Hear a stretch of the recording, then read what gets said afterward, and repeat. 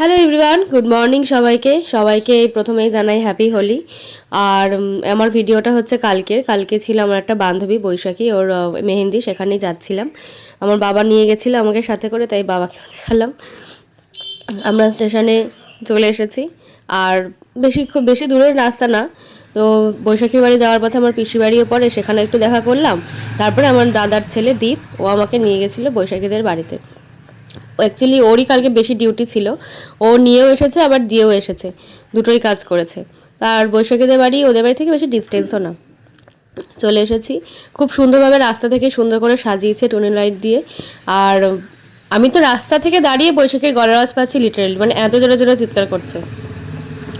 আর এটা হচ্ছে যে দেখলে, সেটা হচ্ছে কাকু, মানে আঙ্কেল, বৈশাখীর বাবা। আর এই যে বৈশাখী আমাদের ব্রাইড টু বি, মেহেন্দি চলছে আর বলছে, তুই এখন এলি, তোর কী দরকার ছিল আসার? ওর রিয়াকশানটা ঠিক এরকমই ছিল।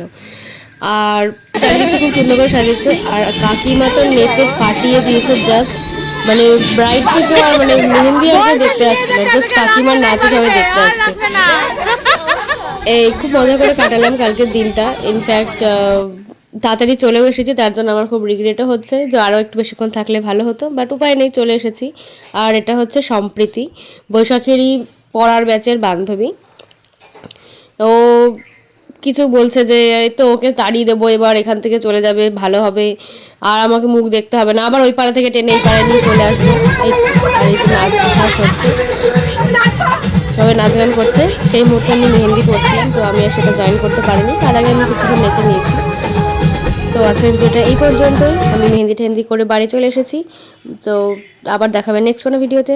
বাই।